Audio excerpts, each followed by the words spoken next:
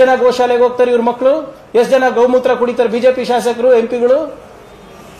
ನನಗೊಂದು ಪಟ್ಟಿ ಕೊಟ್ಬಿಡಿ, ನೀವು ಕೇಳಿ, ಎಲ್ಲರಿಗೂ ಕೇಳಿ ಸರ್, ಒಂದು ಪಟ್ಟಿ ಕೊಟ್ಬಿಡಿ ನನಗೆ. ಇಂಥ ಶಾಸಕರು, ಇಂಥ MLC, ಇಂಥ ಎಂಪಿಗಳು ಗೋಶಾಲಾ ಇಟ್ಟಿದ್ದಾರೆ. ಒಂದು 4 ಸಾಲು ಹನುಮಾನ್ ಚಾಲೀಸ ಬರೋದಿಲ್ಲ, ಯಾರು ಭಗವದ್ಗೀತಾ ಓದಿಲ್ಲ, ರಾಮಾಯಣನೂ ಓದಿಲ್ಲ. ಸುಮ್ಮನೆ ಇವರೆಲ್ಲ ಬರೀ ದೇವರ ಹೆಸರಲ್ಲಿ ರಾಜಕೀಯ ಮಾಡ್ಕೊಂಡು ಹೋಗ್ತಾ ಇರೋದು. ಇವ್ರ ಮಕ್ಕಳಿಗೆ ಎಲ್ಲೆಲ್ಲಿ ಕಳಿಸ್ತಾ ಇದ್ದಾರೆ ಸರ್? ಯಾರು ಧರ್ಮ ರಕ್ಷಣೆನಲ್ಲಿದ್ದಾರೆ ಇವ್ರ ಮಕ್ಕಳು? ಕೇಸರಿ ಶಾಲ್ ಇವ್ರ ಮಕ್ಕಳ ಮೇಲೆ ಯಾಕಿಲ್ಲ? ಎಷ್ಟು ಜನ ಗೋಶಾಲೆಗೆ ಹೋಗ್ತಾರೆ ಇವ್ರ ಮಕ್ಕಳು? ಎಷ್ಟು ಜನ ಗೋಮೂತ್ರ ಕುಡಿತಾರೆ ಬಿಜೆಪಿ ಶಾಸಕರು ಎಂಪಿಗಳು?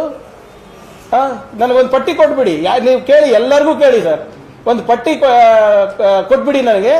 ಇಂಥ ಶಾಸಕರು, ಇಂಥ MLC, ಇಂಥ ಎಂಪಿಗಳು ಗೋಶಾಲಾ ಇಟ್ಟಿದ್ದಾರೆ. ಇಂಥ ಎಂಪಿಗಳು ದಿನ ಎದ್ದು ಗೋಮೂತ್ರ ಕುಡಿತಾರೆ. ಇಂಥ ಮಕ್ಕಳು ಹೋಗಿ ಗೋಶಾಲೆನಲ್ಲಿ ದಿನ ಸೇವೆ ಸಲ್ಲಿಸ್ತಾರಂತ ಒಂದು ಪಟ್ಟಿ ಕೊಟ್ಬಿಡಿ ಸರ್. 10% ಅನ್ನ ಮಾಡಿದ್ರೆ I will not ever talk on this again. 10% ನಾನು ಚಾಲೆಂಜ್ ಆಗ್ತೀನಿ. ನನಗೆ ಈಗ ನಾನು ಹೇಳ್ತೀನಿ, ಅವರೇ ತಾನೇ ಪ್ರತಿಪಾದನೆ ಮಾಡ್ತಾ ಇರೋದು. ನಮಗೆ ಅವರಿಗೆ ಡಿಫ್ರೆನ್ಸ್ ಏನ್ ಗೊತ್ತಾ? ನನ್ನ ಮಗಂಗೆ ನಾನು ಚೆನ್ನಾಗಿ ಓದಿಸ್ತಾ ಇದ್ದೀನಿ, ನನ್ನ ಮಗಂಗೆ ಬಸವ ತತ್ವ, ಗುರುನಾರಾಯಣ ತತ್ವ, ಸಂವಿಧಾನ ತತ್ವ ಹೇಳ್ಕೊಡ್ತಾ ಇದ್ದೀನಿ. ನಮಗೆ ಅವರಿಗೆ ಡಿಫ್ರೆನ್ಸ್ ಏನಂದ್ರೆ, ನನ್ನ ಮಗಂಗೆ ನಾನೇನು ಬಯಸ್ತಾ ಇದ್ದೀನಿ ಅದೇ ನಿಮ್ಮ ಮಗಂಗೂ ಬಯಸೋದು. ಅವರಲ್ಲಿ ಡಿಫ್ರೆನ್ಸ್ ಏನಂದ್ರೆ, ನಿಮ್ಮ ಮಕ್ಕಳು, ಬಡವ್ರ ಮಕ್ಕಳು ಹೋಗಿ ಧರ್ಮ ರಕ್ಷಣೆ ಗೋರಕ್ಷಣೆ ಮಾಡಬೇಕು, ಅವ್ರ ಮಕ್ಕಳು ಅಬ್ರಾಡ್ ಹೋಗ್ಬೇಕು ಓದಕ್ಕೆ, ಬಿಸ್ನೆಸ್ ಮಾಡಬೇಕು. ಇದೇ ಡಿಫ್ರೆನ್ಸ್.